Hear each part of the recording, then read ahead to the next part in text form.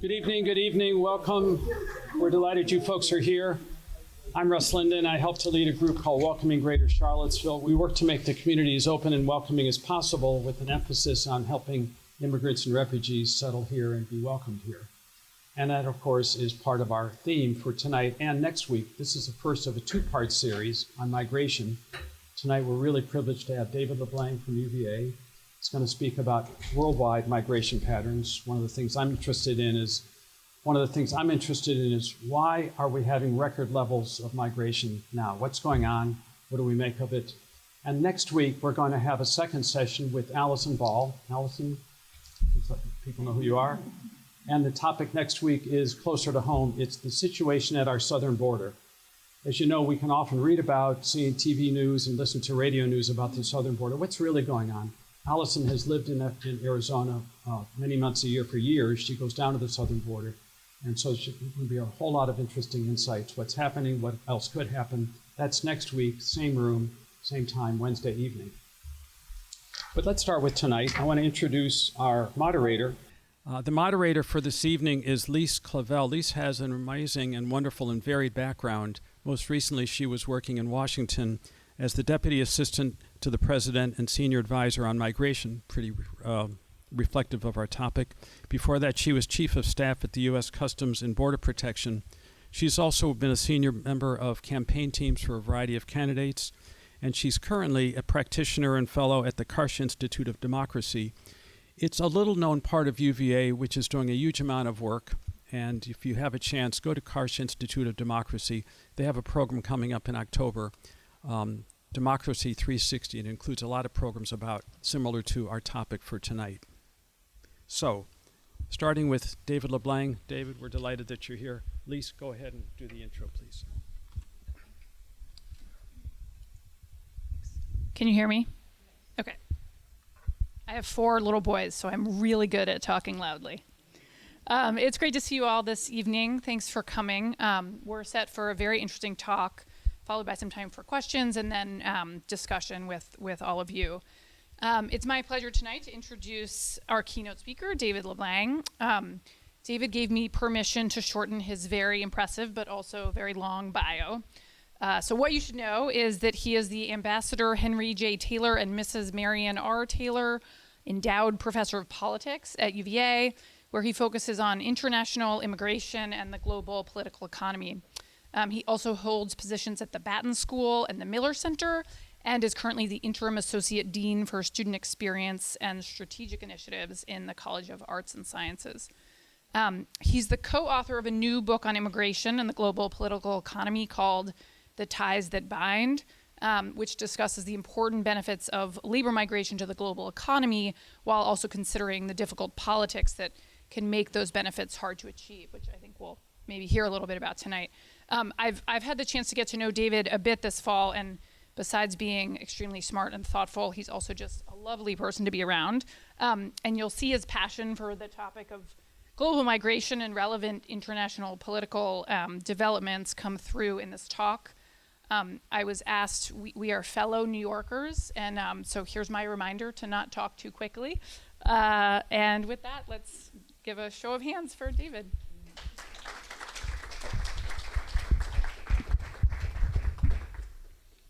So I'm going to try without the mic. Can you all hear me without the mic?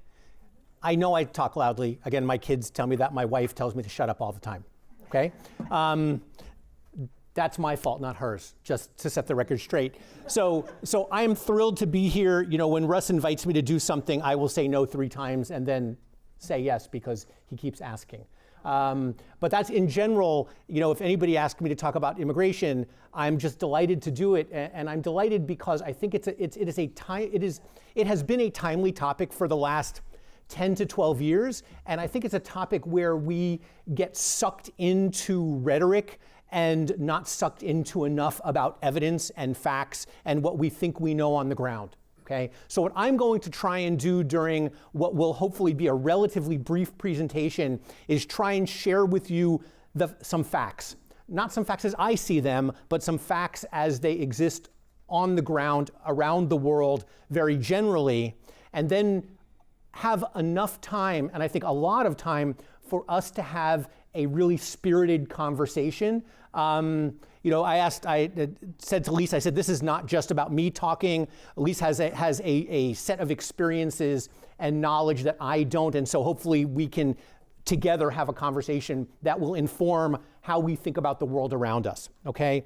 And let me begin by, talking about this phrase that we hear all the time. There is a migration crisis. Whether we're talking about the southern border of the United States, or if we're talking about the Mediterranean, if we're talking about Asia, and sometimes if we're talking about sub-Saharan Africa, we hear the word crisis all the time, okay? Let me suggest at the outset that it's not a crisis, right? We may be having a humanitarian crisis, okay? And that's not to diminish what's happening, but a migration crisis is probably more hyperbole than anything else, right? We have mass migration in certain areas. Think about Poles moving into the Ukraine, but it's not a crisis.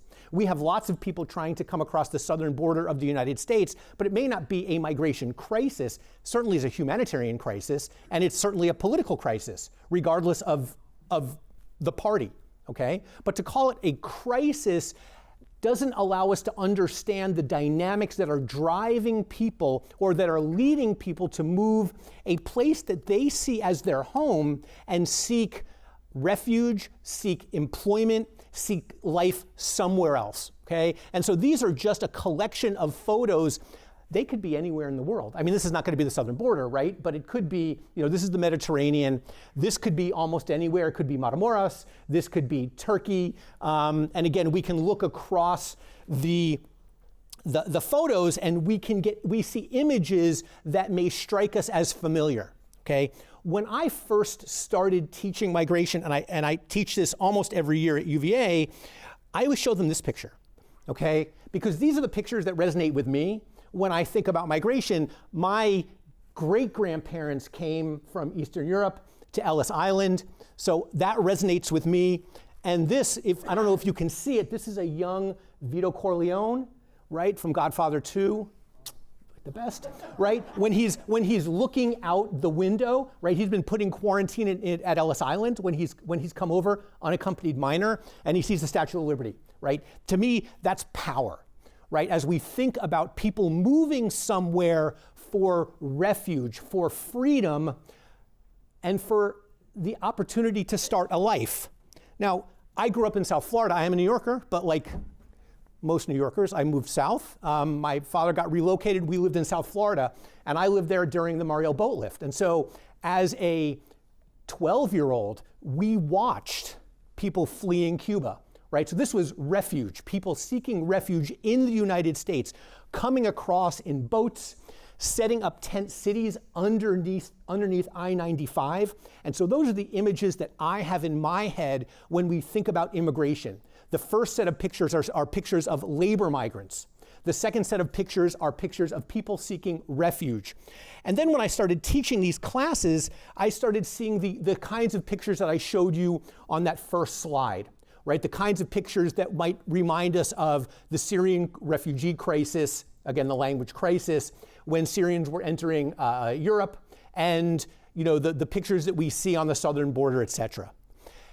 And the reason why it's important for us to understand and to think about the logic of people moving is because it has generated, and it has always generated, political crisis and political opposition.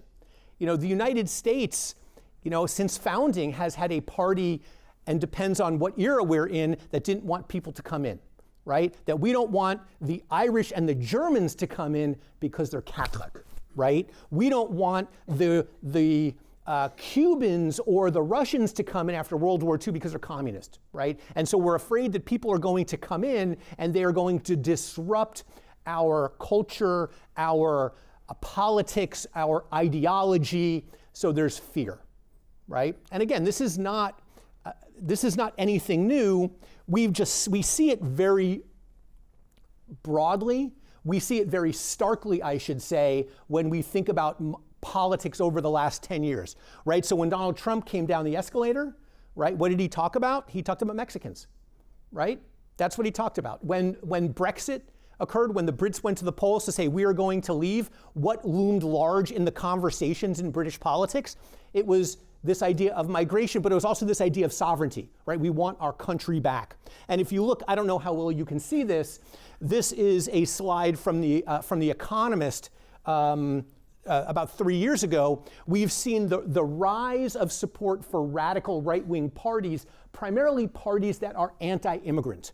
Okay, that if they have a single issue that they're trying to draw people together on, it's fear of the other, or it's fear of labor market competition, or it's fear, right, more generally. And who do we fear? We fear the people that it's easy to set aside, right? That is easy to say they are not us, they are different from us. And so it is a topic that is both timely and timeless, right? But I'm not going to talk about all of that. All right, at least during my presentation. I want you to go home remembering 3 things, and there will be a test. Okay, next week, right, when you come back, there will be a test, okay? So I want you to remember 3 things, okay? The first is that migration is risky, right? And that while we might use the language migration crisis, not a lot of people actually move, okay? The second is that migration differs, right? So I'm using this word migration. I really should be talking about mobility, because migration and mobility and refuge, it means different things in different contexts, and we should be careful about what we're talking about, because otherwise we risk just being factually incorrect. And then the third is that people move for a variety of reasons. And so we'll talk a little bit about the quote unquote drivers. It's not great language, but talk about the things that lead people to move, okay? So this is a figure that is only useful if you're a student of mine. If you want to see the greater description of it, you can read my new book. Thank you. Right? I didn't bring it because I'm not hawking my wares, but the basic idea here is that when we think about individuals all else equal, right, we can talk about aspiration and ability, right? So when we think about aspiration, there are some people who want to move. Oh, I'm walking right in front. There are some people who want to move but aren't able to, and some people who want to move who are able. There are some people who are unable to move and have the aspiration to move, okay? And the context here is important because we see most people don't want to move, right? And very few people have the aspiration to move and the ability to move. And I'm going to show you some data that suggests that this is actually what's happening around the world. Okay, so these are some data from the Gallup polling organization, all right? And what Gallup does every year since 2007 is they do this thing called the Gallup World Poll. Most of you have probably seen, well, I'm sure all of you have seen polling data, right? And so what Gallup does is they either use telephone or person-to-person enumerators. They usually talk to 1,000 or 2,000 people, depending upon the country, and they ask a variety of different kinds of questions. In this case, the question they ask is, what is your intent to migrate? That is to say, all else equal, I'm talking to Harriet, and I say, Harriet, are you thinking about migrating, right? Do you intend to migrate? And Harriet can say yes or no, right? And so that's what we have here, aggregated by regions of the world. So red is sub-Saharan Africa. The largest percentage of respondents say that they do intend to move. Orange is the Americas, right? And again, there's some variance with the largest majority of people saying they intend to move as of 2001. Okay, there is a decline during COVID across the board, which is hardly surprising. Blue is Asia, which has the lowest baseline, and then there's a spike in the number of people who aspire to move.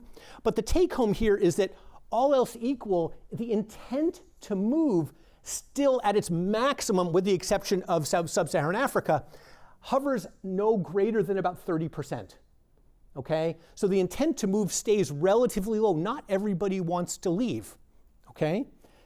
And then even fewer, if we take those people, so what Gallup does is they say, okay, Harriet said that she wants to move. Harriet wants to do lots of things, right? But has Harriet made plans to move? Has she put a plan in place to get ready to pack her bags, to hit the road, and to move somewhere else? Those percentages are super small, right? We don't get above 2% in any region of the world, okay? And even if we move away from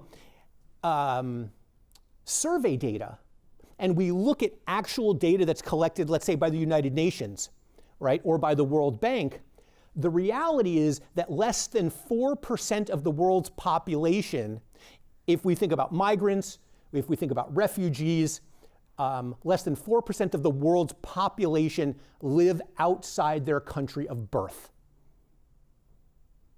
And so just marinate in that for a second, okay? That's a very small proportion of the world's population that lives outside of their country of birth. So when we talk about a migration crisis, let's keep in context what the baseline is in terms of the percentage of the world's population that no longer lives at home. In other words, that has migrated away, okay? And even within that 4%, it's difficult to make distinctions about why people move because we classify people in different kinds of ways. So I'm going to be very honest here and say that when we're talking about immigration, in lots of cases we have real measurement problems. Okay, who's a migrant and who's not a migrant? And the reason why is because, well, legal migration is governed by domestic rules. Okay, so in the United States, for example, you are a migrant, an official migrant, if you have obtained a visa, if you have naturalized, and again, you can obtain a visa for, I would say an infinite, but it's a very large number of categories of people can apply for and qualify for a visa. And then after that, it takes time to become a legal permanent resident, right? We have lots of people in the United States who are here on temporary status. I think about some students at the university or some people who have migrated temporarily for work. Some countries can count those people as migrants and others don't, right? So cross-national comparisons become super challenging because apples and apples are not always the same fruit. Okay, when we look across countries.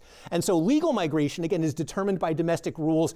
The host country gets to say, these are the rules for bringing people in as migrants, foreign-born individuals to come into our country and live there.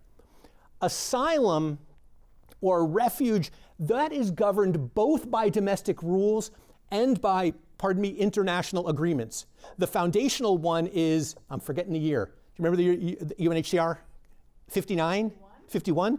So the United Nations Convention on Human Rights, right, establishes the definition of refuge, right? This was written in 1951, and it basically says that somebody can apply, or refuge is basically somebody who has a quote unquote well-founded fear of persecution based on political ideology, religion, member of different kinds of groups, and that language is still in force.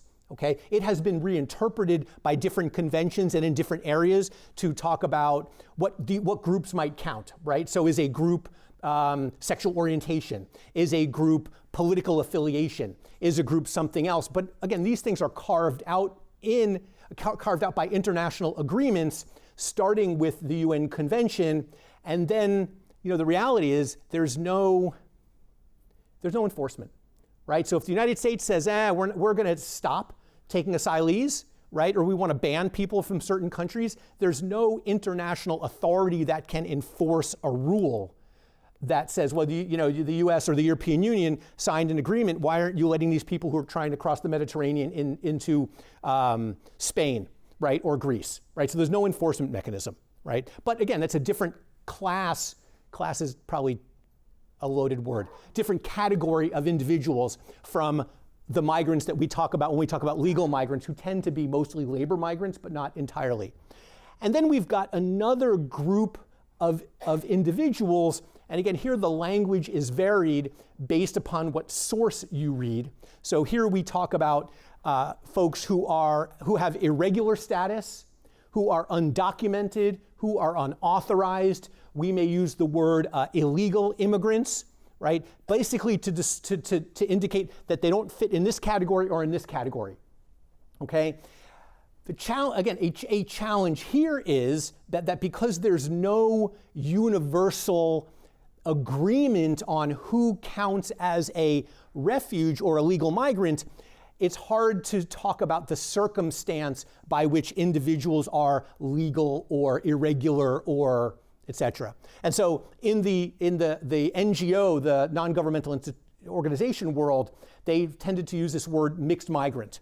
Okay? And one of the reasons is, and I'll talk about this more later, is that when we talk about this idea of a climate migrant, it becomes really challenging, right? Or it's even worse when we say climate refugee, okay? Because climate is not recognized by the UN Convention, okay? And so why are people moving? Are they moving because of a natural disaster? Is that economic reasons? What have you? And again, that is an area of debate. That is an area of concern, and that is an area where I don't think we're ever going to find agreement. And again, we can talk about why that is the case in a minute or two. Okay, so then the third thing I want you to think about is the drivers. Okay, so what causes people to move? Let me ask a question here. How many people were born in Charlottesville in the audience? 1, 2, 3. Okay. So I'm going to assume the rest of you weren't, right? I ask this question of my students all the time. And I say, how many of you were born in Charlottesville? How many of you were born in Virginia? How many of you were born in the southeast part of the United States, et cetera, right? And then I ask the question, what brought you to the University of Virginia?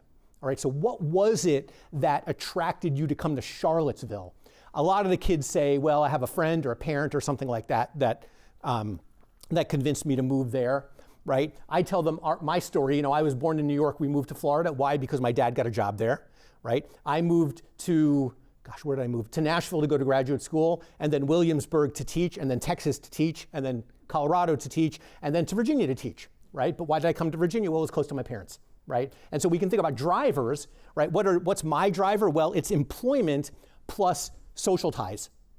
Right? I want to raise my kids near my parents, so social ties matter. And so again, I've already told you a variety of things that drive my decision, and I would imagine for you all, there are a variety of things that enter into your calculus when you thought about, well, let's go to Charlottesville, right? Why not? It seems like a pretty groovy place to live, right? Or you might say, I'm going to move to Charlottesville because I have kids there, or I have grandkids there, or I went to UVA, or all kinds of reasons, okay? So the idea of me saying, here are the drivers is a misnomer in and of itself, okay? But when we think about and talk about the different things that help us understand why people leave, not necessarily where they go, but why people leave their home, because I already told you, it is highly unlikely that people pick up and go, right? Less than 4%.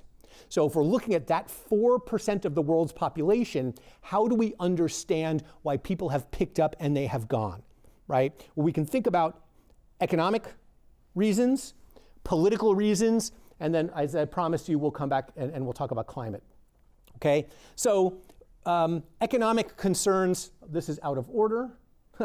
Sorry about that, right? So let me go back since I didn't pre-look at my slides. When we think about economic drivers, this is probably the simplest.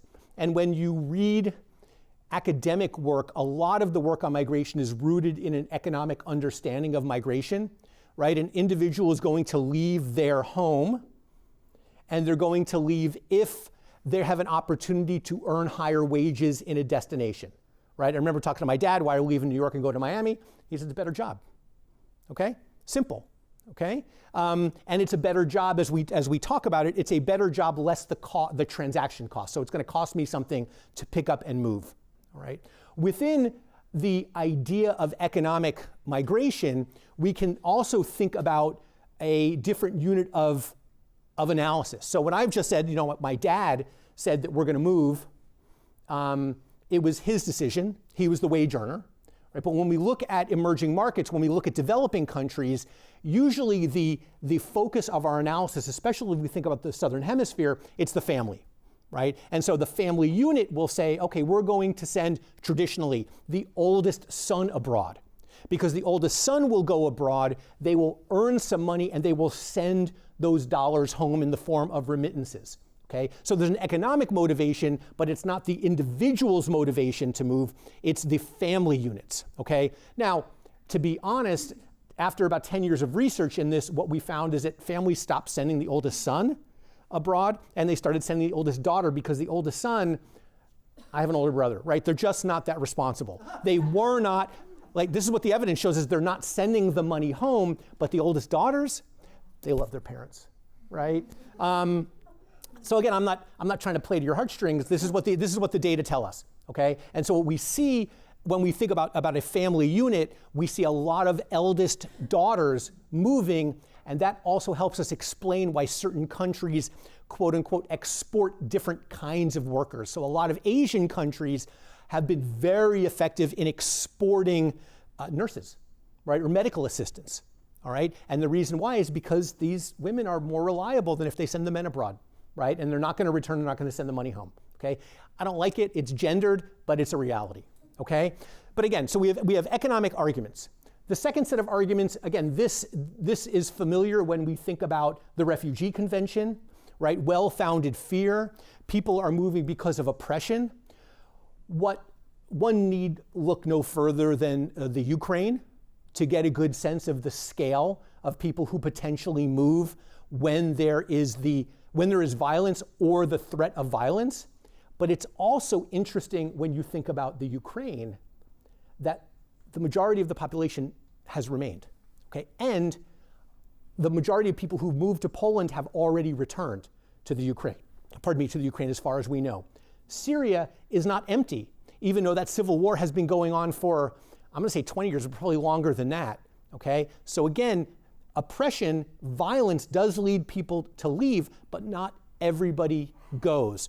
Some people can't go, they don't have the ability to, some people don't wanna go, right? And again, we can talk about that a little bit more during Q&A. Okay. The third reason, this is what I put up here, is climate. And the reason why this is challenging is because climate works through a variety of different mechanisms. All right. So I've done some work with a friend and colleague down at Duke named Sarah Bermeo, and we've been looking at Honduras, El Salvador, and Guatemala.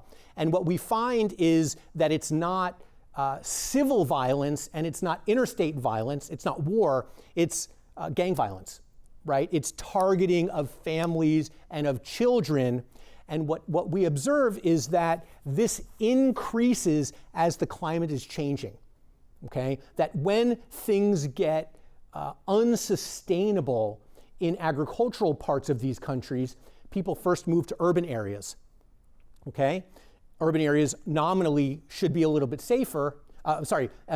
Urban areas nominally should provide better economic opportunities, but urban areas also have more gang violence, and gangs are trying to recruit children, right? And so that's, if we go back to 2014, that's when we saw this unaccompanied minors come to the southern border of the United States, right? I think we saw 120,000 from El Salvador or Honduras. And so again, we can tell the story here that climate drives people to the cities, and then violence drives people out of the country. This is the same story with Syria. Okay, Syria underwent, and I should say sub-Saharan Africa had engaged in 30 years of sustained drought. And individuals from south of Syria moved north, right? Aleppo, different parts of Syria, because there was economic opportunity there. Right, so climate is generating urbanization. Once violence occurs, those urban areas empty out very quickly. Not entirely, but very quickly, right? So climate, that's what I'm saying. Climate, it's hard to say that climate change is the cause, but climate change leads people to move, at least in these cases, to urban areas. And then when there's an economic or a political shock, a violent shock, people leave. All right, and this is not just the case in these few countries that I'm identifying here, but we have done some work where we're looking, again, I apologize, this is probably pretty small. This is global asylum claims. So the total number of people in the world who have applied for asylum anywhere, okay? So in order to make this asylum claim, somebody has to show up in Europe at the southern border of the United States. They have to show up in Poland and make a claim for asylum. This is a global drought index, and it is exactly what it means. It's basically how much drought is there in the world in any particular year. And again, you don't have to remember any statistics or math to see that this is a positive relationship, okay? That as the world gets drier, more people make asylum claims, okay? the mechanisms can vary, but we know that this is a relationship. Climate change leads people to leave their homes and seek asylum elsewhere, right? I can show you this in one other figure. These are global asylum claims and average drought index. This is just the same data that I showed you, but you can just see the trends moving together. And if you look at 2018, 2019, again, before COVID, we saw spikes in global asylum claims around the same time that we were seeing spikes in drought. All right? Again, part of the challenge then is to think about what's the mechanism, why are people doing this, right? How can we understand the nature of that mobility? And then the last thing I'll mention, because I don't want you to think that there's no solutions, right? That would be unfun, right? You know, you'd go home and you'd talk to your friends like, what did you learn tonight? Well, I learned 3 things and that there's no solutions, right? That would be terrible. I wouldn't be invited back, right? So what are the solutions, you might ask? Is anybody asking that question? Work with me. Come on. What is the solution? Well, there's I'm glad you asked that. There are potentially multiple solutions, okay? And you know, part of it is how we think about what the role of policy is. We can talk about foreign aid, okay? So Sarah and I wrote a paper on foreign aid. We can talk about regularization. So this is from the AP just yesterday, right? This says Greece is planning a major regularization program for migrants to cope with a labor crunch, right? So regularization is just it's amnesty, but it's stripped of the normative and the political language, right? So we're going to regularize, we're basically going to legalize people who have arrived without a visa. They have arrived through non-regular means. And then temporary protected status, okay? So just last Wednesday, was it? A week ago, the Biden administration offered TPS, temporary protected status, to I think it's a little over 650,000 Venezuelans, okay? So that's a regularization program. What TPS does, all right, is it provides somebody who is in the United States, so in this case a Venezuelan, who is in the United States with a deferred deportation, right? So we're not going to deport you, but then more importantly, it provides them with a permit to work. Okay, so somebody who is here can move from the black or the gray market into the legal labor market, okay? And when they move into the legal labor market, you know what happens? Their wages go up, right? And when their wages go up, what happens? They send more money back home. And if more money goes back home, what happens? Well, the family is less likely to say, we need to migrate, okay? And so TPS, as I would offer to you as a suggestion, is a mechanism that allows a country like the United States, or regularization like the European Union, allows them to satisfy labor needs, increase wages of those who are working. And I should say, Eric Adams in New York should love this, right? Because, you know, he's got migrants there who now can earn higher wages, and maybe it doesn't become such a political mess for him. That's a whole different conversation, okay? But they can also then send more money back home, right? And as I said to you at the beginning, most people don't want to leave. Moving away from home is scary, it's risky, it's dangerous, all right? And so if you can send more money back home and allow for your family members to stay there because now they have the economic means to do so, Ben Helms and I, who's a co-author and an ex-grad student of mine, we think this is really good policy. Okay, and so that's the bright, shiny idea that I will leave you with, or end with, I should say, that there are options short of building walls or just trying to push people out. Let's use the economy to try and solve some of the political problems we have. And you know, to me, I think it sounds like a pretty good idea, right? And with that, I will stop and look forward to questions and conversation.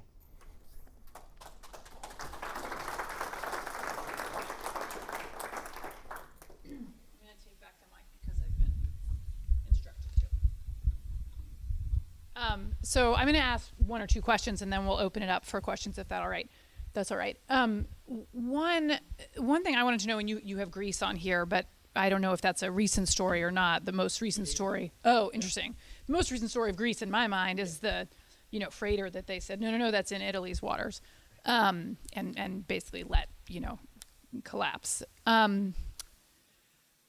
What countries are you seeing receive migrants in a humane way, and what are the political or other factors that are making that possible? Because it feels, and obviously I'm asking this very much from my lens of having been in the Biden administration from day one, where our we came in planning to undo most of the things Trump had done on immigration, and for a variety of reasons that turned out to be much, much harder than everybody hoped it would be, and now feels impossible. I mean, the TPS news last week was fantastic, but you mentioned Eric Adams. I mean, I think it's very much because of all of the political pressure that happened. Yeah, so I think it's a good and fair question, and the reality is that most industrialized economies, most industrialized countries are not very good at this kind of welcoming. We're very good at saying, no, you're not welcome here, okay? But I think there's a model in what the European Union has done with regard to Poland. So the EU, when, I think this is what just last March, right? March of 2022, when the invasion began, the European Union essentially granted blanket work authorization. And I can't remember the name of the policy precisely. Somebody in here may know off the top of your head.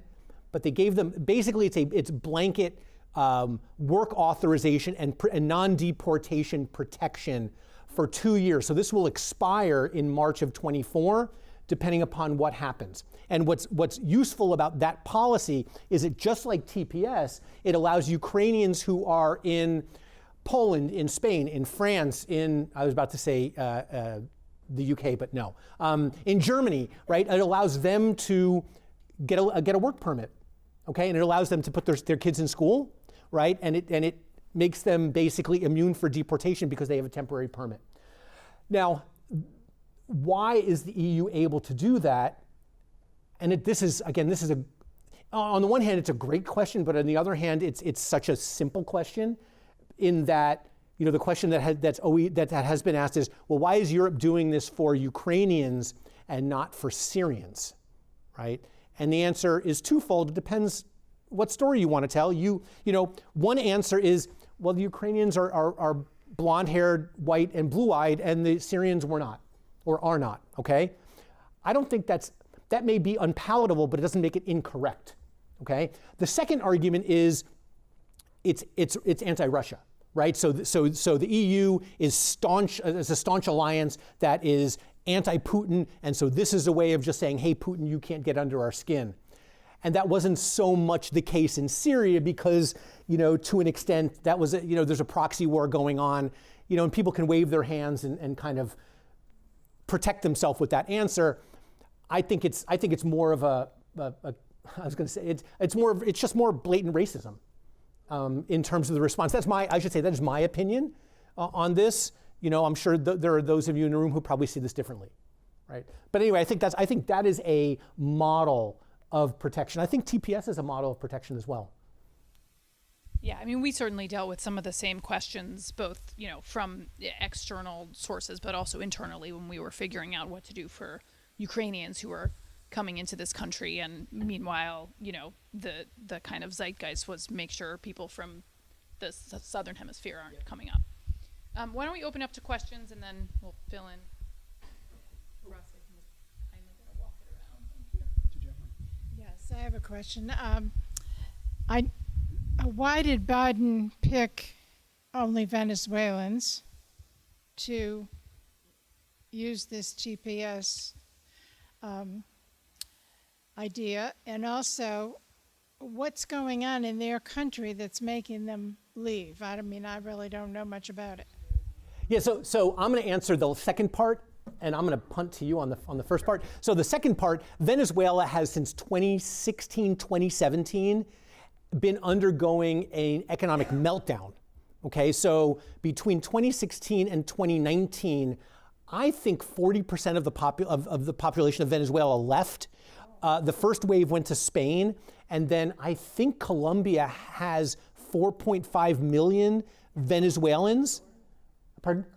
Colombia and Ecuador. Oh, and I should also mention, Colombia initially had a really good policy, right? They gave Venezuelans who were leaving, they gave them labor permits, right? And so they could come and they could work. Now, again, COVID changed the economies down there, but Colombia was a real force for welcoming Venezuelans, all right? And so it has been, this is why Venezuela is a really tough case, because they're not asylees, right? They're moving for economic reasons, okay, primarily. They're not labor migrants because they've not come in through legal means. And so, how do we think about Venezuelans who are here and are present, okay? And then I'll punt to you for the other answer. Yeah, the other interesting thing, as I understand it on Venezuela, is that originally the first wave of migrants leaving Venezuela were more likely to get asylum because they were sort of the elites fleeing the authoritarian government. And now you just have people who have nothing, have no food, have no livelihood, and come here in pretty desperate circumstances. I read a really fantastic book. I do not remember who wrote it, but the title is a great title by a former New York Times reporter all about Venezuela. If you're interested, it's called "Things Are Never So Bad They Can't Get Worse." It's a pretty bleak picture, but yeah. So on the question of Biden only doing TPS for Venezuela, so there's a couple things. The State Department and the Department of Homeland Security have to make a recommendation for the president to issue, or for the administration to issue, a temporary protected status for a certain country. And they usually do so in the case of, some very serious political upheaval, which Venezuela has sort of been in the midst of, but hasn't had a specific moment of recently, or if there's been a natural disaster, so a hurricane, earthquake. And there were floods in this past summer, and so that's what TPS was tied to. I have colleagues, and I used to be one of these people who are fighting hard for TPS for other countries, but as you can imagine, the political weight of these decisions feels heavy, and so it's hard to just say, okay, we're gonna. I think it must feel hard from the administration's perspective to say, okay, we're going to give TPS to 1 million people across these 4 countries. I think they also did TPS for Afghanistan last week, however.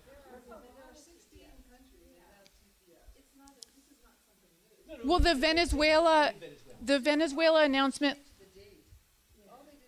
Right, but it brought in about 500,000 new Venezuelans. Yeah, and it's really important to note, to your point, that generally once TPS is announced, it is generally extended on the 18-month, timeline that where a new decision is required. Trump tried to end TPS for a few countries, and that's still working its way through the courts, but he was thwarted from doing so. But the redesignation was a big deal because about, somewhere around 9 months ago, the president did extend for Venezuela. So anyone who had it from before still had it, but the decision was made at that time not to redesignate, which was disappointing, though from my perspective in government, that was one of those few decisions where I thought, well, every time a redesignation isn't made, it just means that the next time it's made, there will be more people whom it covers, so. And just a footnote on TPS, to be eligible, you must be present, right? So TPS doesn't cover people who are arriving next week or next month. Venezuelans, you need to be physically present, and you need to be able to demonstrate that you were present on the date that TPS was granted. Other questions? Traditionally, liberal countries like Denmark and Sweden have been moving to the right because of immigration, and their complaint is that a lot of the migrants coming in won't assimilate. They refuse to learn the language, and they're very nationalistic, the Swedes, and in Denmark they want people to learn their language and assimilate. And how do you view that? And I was just curious. I mean, it's their choice, right? I mean, I don't really know how to answer the question other than saying, are you asking me like to be normative? Do I think that's good or bad, or? Yeah, and how can they deal with that? I mean, it seems to be a really big problem, and they're tending to move to the right, politically, mainly because of this issue, it seems. Look, just a couple of things to note. I mean, we've seen movements of political parties to the right and to the left, depending upon all kinds of circumstance. We saw the rise of left-wing populism, for example, in Europe after the global financial crisis and the sovereign debt crisis. We saw a move to the right on immigration, during Reagan-Thatcher, okay? The Scandinavian countries, to your point, have always been more accommodating in terms of refugees, in part because their populations had been small and the reproduction rate has been historically very low. Things, as you have noted, things have changed, and these countries have moved to the right. In other words, political parties that are anti-immigrant have received larger vote shares. Most of these countries are governed by coalition governments. Okay, so it's not a single party majority like in the United States and for the longest time in Britain. So you have to have any number of parties that can come and make an agreement. And once they make an agreement and have a majority, then they allocate the portfolio to different parties, right? And so in these cases, if we talk about Denmark or Sweden, the whatever immigration would fall under has been allocated to one of these more right-wing parties. Okay? So as a matter of politics, it's no different than saying in order to get into power, we need to appoint somebody from this party to have, remember the Greens, right? The Greens were a big deal, and so they would run and they would partner and they would get the EPA type portfolio.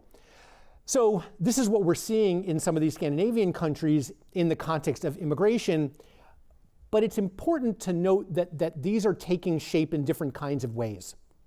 Okay, a lot of European countries require language tests, right? Can you demonstrate proficiency in the local language?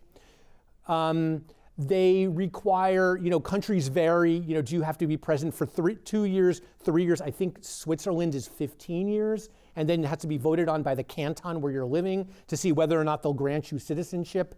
So there's a lot of variation in terms of how citizenship is granted. It just so happens in these countries they want people to be able to converse in the local language. My personal opinion is it's the state's decision, right? It's state sovereignty, and what's going to end up happening is you're either going to have people, I don't want to say necessarily assimilate, but they're going to have to learn the language, or they won't be eligible to get a permit to work in the labor market. Okay? And that may end up deterring more people from moving, or it may not. I don't think we know yet. Okay? And it's something that other countries are observing. So we'll probably see an increase in the use of language as a litmus test for citizenship across countries. Anyone in the back? Come on up, please, so we can get your question.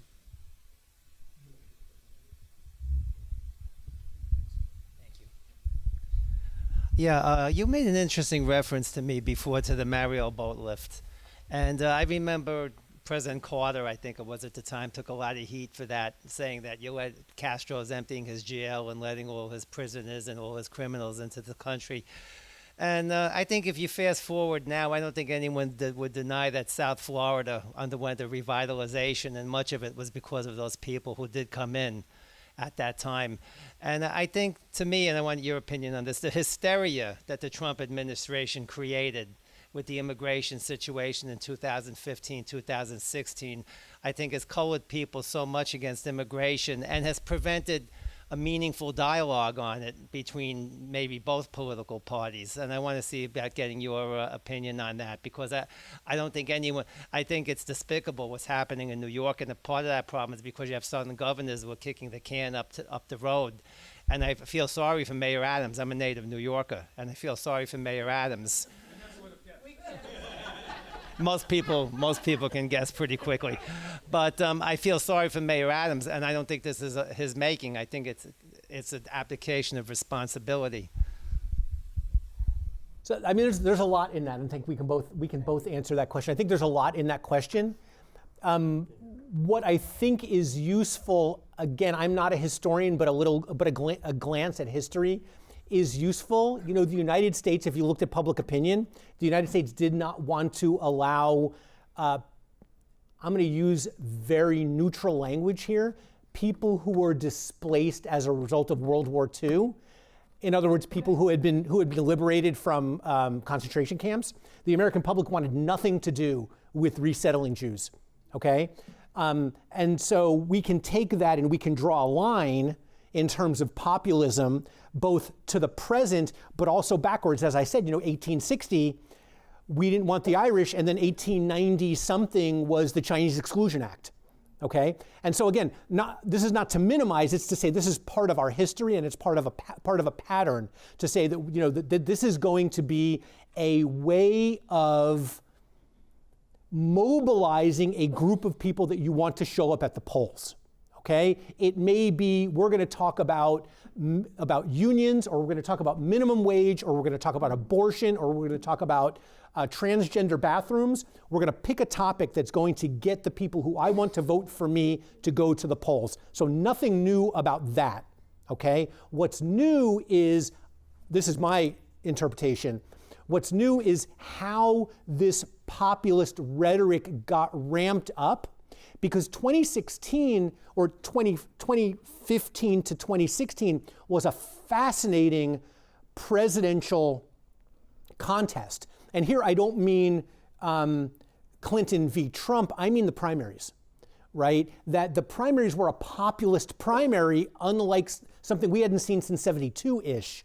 All right, where you had Bernie Sanders, who was a populist, right? But his demon was Wall Street, and Donald Trump was a populist. His demon was Mexicans, all right? And so we've seen the ability of presidential candidates and the news media and social media, which really took off as a way of escalating and making louder the kinds of rhetoric that, again, is it's not new historically. It doesn't make it right, okay? But it's not new. You want to talk about New York? Sure, I'm happy to talk about New York. I was going to say, on the question of what's new, and you mentioned this a bit, but thank you. The quick flow of information and the constant flow of information just fuels the rhetoric and the idea that, there's this crisis at the southern border, and, President Biden, I mean, this is where I was living. President Biden's not doing his job, right? Not doing his job vis-a-vis the border. I do think one thing that we saw, and to the question about Venezuela, which is a bit of a special case, is that historically, even people crossing the border, even when the numbers were very high, were coming and had some sort of family or other ties that could help, help them settle in a community and kind of get absorbed in a community in a way that was relatively unseen by the general public. And that's not really the case right now, especially for some Venezuelans who are leaving en masse and hadn't really left before. So there aren't those communities. Now those communities will be forming. And then, of course, the busing of that Abbott did of migrants from Texas to New York and DC and some other places, which was a brilliant political move for him. Resulted in a situation in New York that, I think has been challenging. I think New York has dealt with it in some, initially with a lot of, a good welcoming attitude, and then, over time became a little exhausted of that. But I think even had the busing not happened, we would have seen this in other places. Again, just anecdotally from my experience, there were some smaller communities that were raising their voices and saying, and again, this is because of, information flow. So Haitians get settled in Maine, and then are, on their WhatsApp groups saying, hey, we're at a shelter in Maine that's treating us really well. Well, then, weeks or months later, that shelter is over capacity, and the mayor is saying, what are we going to do? But Eric Adams has a, bigger podium than most. Other questions? Come on in. Please come on up. Could I actually just speak from here? Is this loud enough? As loud as you can. Okay. We'll repeat it. Okay. So my question has to do more with how has the United States been trying to help these countries that are experiencing some kind of destabilization because of either their own economic situation or because of a natural disaster, to stabilize their country, to provide those opportunities to allow those people to stay.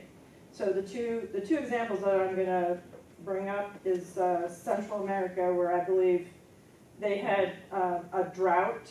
I want to say it's El Salvador, but I can't remember. And so they just don't have water, and they're mostly subsistence farmers. Seems like we have ag relationships between the United States and our southern countries that we could provide ways to help them with engineering ways to get water. Then the other one was how is the United States playing some role in addressing countries that are taking a really hardline approach on their gang situation to try to stop the gangs? Again, I think this is El Salvador that's built this massive prison in the jungle. That seems like not necessarily an effective strategy to get your drug gang situation under control, but that's hopefully not something that the U.S. is backing. But anyway, those are my two questions. So, look, I think those are the key questions, or some of the key questions as we think about migration, which is what can home governments do that's effective, and then what can foreign governments do to help increase the capacity of those home governments. So a couple of things along those lines. Some years ago, and Harriet, I can't remember when we had Sonia Nazario come and speak with us at the Haven. 2019, Sonia Nazario, who wrote Enrique's Journey, she came and spoke with the community, and at the end of her talking about her book, she talked about the success of an NGO that was very active in a community and then a broader community in Honduras. And it was basically creating community centers so that there would be safe places for kids to go spend time. So this is NGO money. It was not the government being involved. It was basically trying to, again, build a space where kids could be protected from gangs, okay? Whether that has been replicated elsewhere, I don't know. It is, at the time when she told that story, is the only story of a successful intervention by an NGO in the gang space, okay?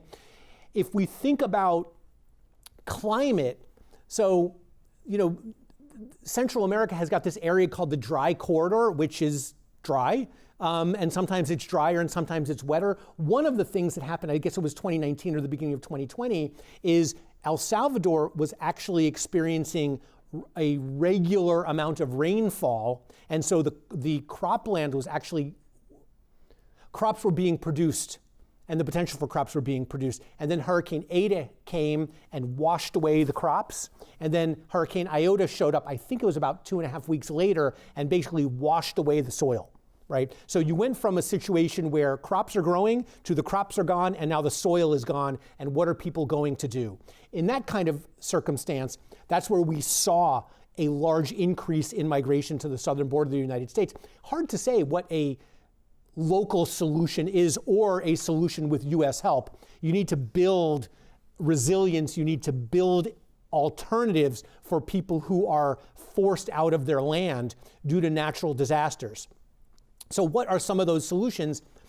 I can't speak, and maybe you can speak to some of this, at least, is when Biden was vice president, so during the Obama administration, there was a program called, it's not the Alliance for Progress, but there was a program that was designed to invest in Central American countries. And then the beginning of the Biden administration, Kamala Harris was the principal in trying to work with private companies to invest in El Salvador, Honduras, and Guatemala.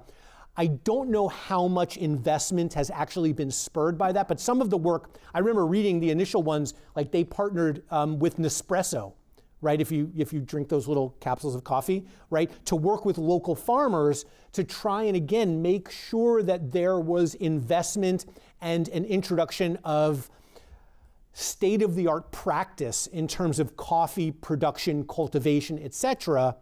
But this was going to be private-public partnerships that were designed to invest in local communities. This was not something that the national government was involved in. It was localities. Okay? That is also something that we see the European Union doing in different parts of Northern Africa, trying to work with local NGOs to spur local economic development. I don't have the numbers in front of me, but yes, there's a fair amount of investment that Vice President Harris and the National Security Council, worked closely on for the Northern Central American countries. I think and again, this is, my somewhat short-term perspective from just 2 years in the administration on these issues, but it's just a longer-term solution. And so if somebody can look at, well, if I can make it to the U.S., then there are economic prospects for me that calculus might win out against. Okay, the U.S. is directing foreign aid to my country, and maybe we will see the benefits of it in 5 years.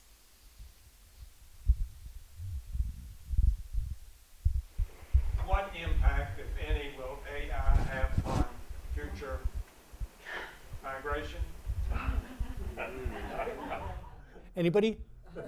Anybody? Well, depending on who you speak with, AI is either the solution to everything, or I grew up and I saw the Terminator, right? And so I believe that it really spells disaster for humankind, because once machines can think, right? But less sarcastically, I don't know. I mean, I think part of it is it won't affect the kinds of migration that we are seeing. If we problematize this in terms of thinking about irregular migration, AI is not going to be a solution for labor-intensive work, right? AI is not going to go pick berries or cantaloupes. AI is not going to pick coffee beans, all right? And so I don't think in the short run, or maybe even in the long run, it puts a migrant who is coming for work, it doesn't put them at risk. I think it puts people like me at risk, perhaps, okay? But that's always the case whether we're thinking about high-skilled migration versus low-skilled migration, right? But yeah, I mean, I think it's an interesting question that's as much as I can speculate on it. That's all you. That's all you. Then let's go back to the Terminator, right? At least we can talk about the Terminator in more detail. I top well. You're going to be picking berries and beans, and they're going to be competing against you for jobs that you will have. That's how AI could develop. People that are educated, and AI will take over their jobs, and then the only jobs left are picking berries and beans, and now you're competing against migrants. Okay, that's kind of facetious, but Federal Reserve has raised interest rates. We're all holding our breath to seeing what's going to happen. Are we going to go into a recession? Temporary status for Venezuelans or any other country, I would think that public opinion and the politics will become more certainly shrill if we get into a recession and people are out of work and we have a flood of immigrants that wouldn't otherwise be there. True, during COVID, everybody's talking about a labor shortage, but this can change on a dime, and we'll just have to wait and see. Yeah, again, you're not wrong, right? I mean, and I think, the questions when we talk about migration, again, when we talk about migration generally, we are not talking, even if I use the word crisis, we are not talking about a crisis of immigration because so many high-skilled immigrants want to come to the United States. That's not what we're discussing. I am not at risk because some PhD from another country wants to come take my job, okay? It is not something that keeps me up at night. Maybe it should, but it does not. So when we talk about immigration in the political context, we're really talking about the individuals who are coming in without documentation, who tend to be not fluent in English, and who do not have above grade level education. Okay, so the job market, the labor market prospects, where we see undocumented workers, they are in agriculture, they are in ranching, they are in hospitality, and they are in construction. All right. So if we look back at 2007 to 2009, when we had the Great Recession, we know that construction went through the floor. Okay, and we actually saw a decrease in migration, in illegal migration from Mexico during that period of time. Okay, because the job prospects in construction went down, and the job prospects in hospitality went down as well. We also know that if we think about the state policies of you remember, what was it? Arizona's state law, 1080? Maybe you don't remember. So when Arizona and then Alabama and I think Georgia implemented these self-deportation policies, crops died, right? Because there were no domestic workers who wanted to work the fields and pick the crops, right? So I would, and I talk to my students about this when we talk about migration. I said, if we didn't have irregular, undocumented, whatever word you want to use, picking crops, how much would that head of lettuce cost you, right? It might cost you $12 to $15, right? Because the wages of an American worker are going to be higher, and the employer is going to have to pay benefits. So there is always going to be a demand, right? Whether we want to recognize it or not, for a black or gray market in lower skilled migration, because those are the folks who put food on our table.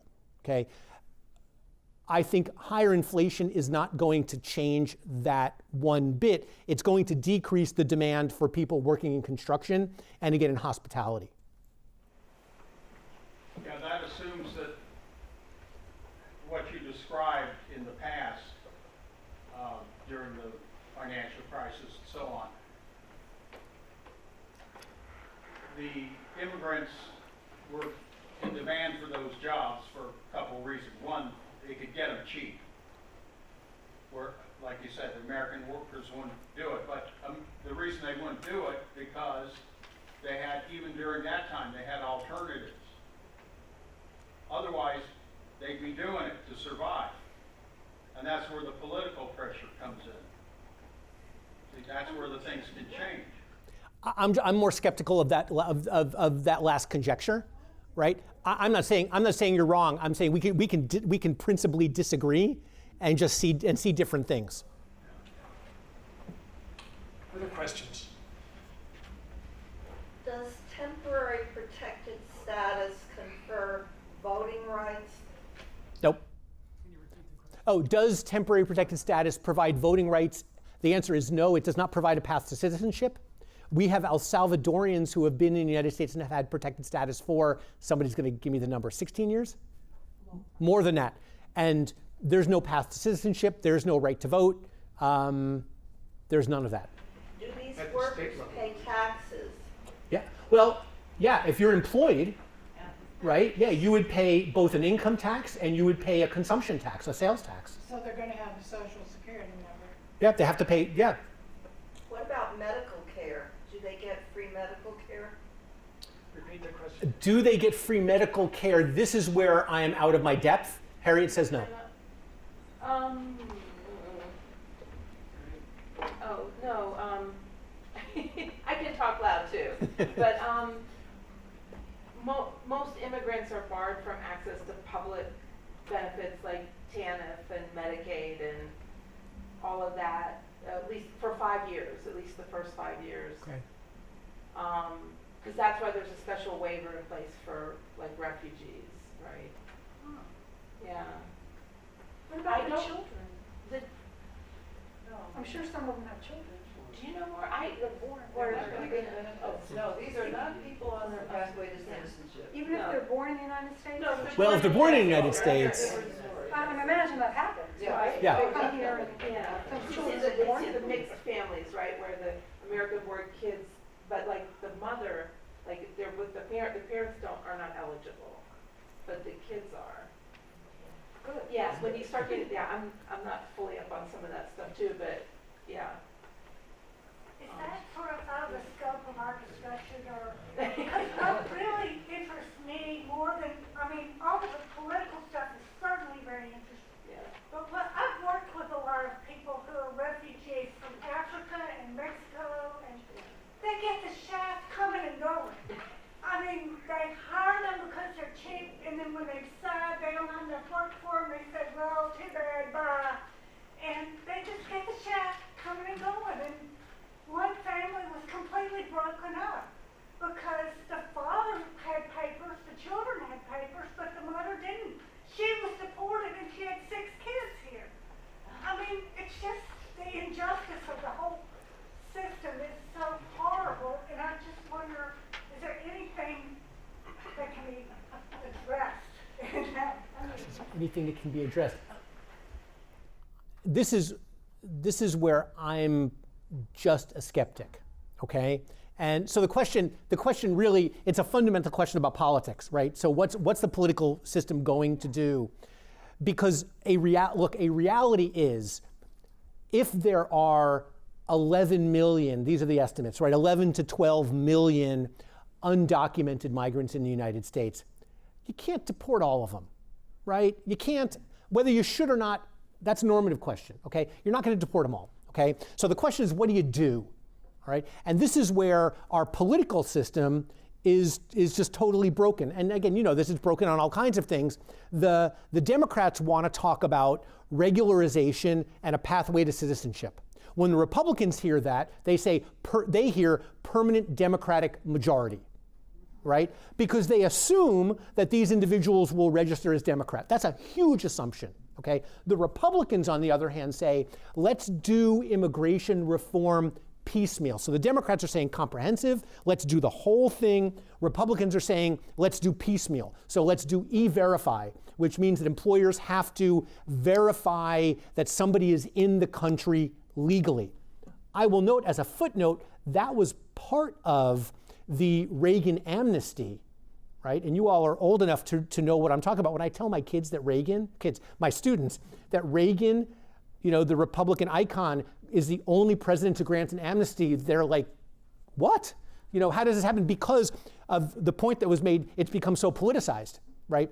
So Republicans want to talk about piecemeal. They say, well, we'll deal with the citizenship stuff and we'll deal with the benefits stuff once we can secure the border, okay? And once we can secure the workplace. And the Democrats say, I see Lucy holding the football here. And the Republicans say, we're just not going to do this other stuff until you do this, right? The last time we had meaningful conversations in Congress was the end of Bush's second term, right? Where there was a handful of different bills that came up. Some of them were really super reasonable, and they got pummeled by both parties. And so last time we saw anything approximating, combinations of let's protect the border, let's protect the workplace, and then let's try and figure out regularization and benefits. So that doesn't answer your question. It just gives you context for your frustration. Because I feel like, and I felt like this for so many years, that the politicians are elected to get themselves reelected. Well, but unfortunately, that has become the only, politics has become the only thing. And they're not even thinking about the people on the ground. They don't care. All they want to do is get their party, whatever their party says. But nobody's really looking at people on the ground and saying, we need to help these people. I wish I could tell you something that would make you feel better. Because it would make us all feel better. But you're not wrong. No, I know. It's just, I know there's no answer. It's just really depressing to me. Let me pose a question. We've heard a lot of comments about immigrants and migrants and all the categories.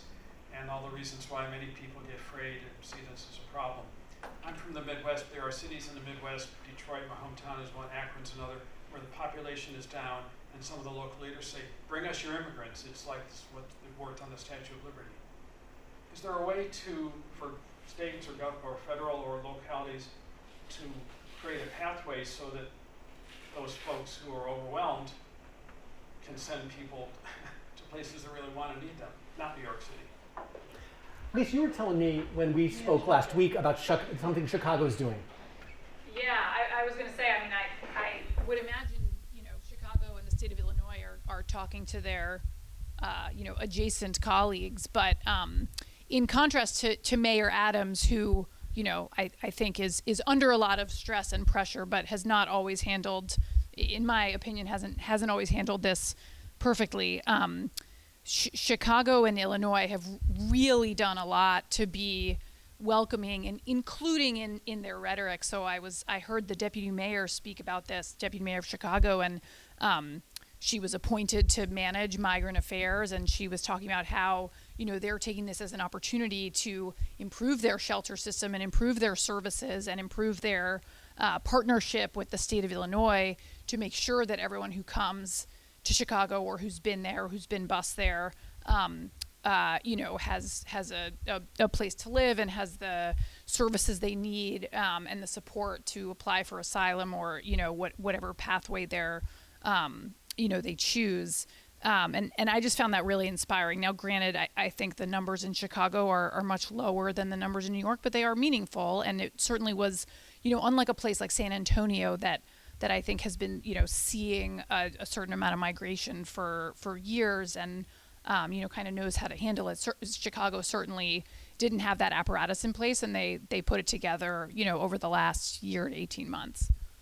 So, but to answer your question specifically, I mean, I think, it's those conversations between local leaders and state leaders. New York tried a little bit of this. I think they dissembled and told people, we're going to take you to Albany or outside Albany, and you're going to get work authorization when you get there. And they had this like fake piece of paper or a real piece of paper with fake information on it. That caused a bit of a uproar, as you would imagine. One final question, something we haven't heard. David and Lise, thank you so much. Thank you.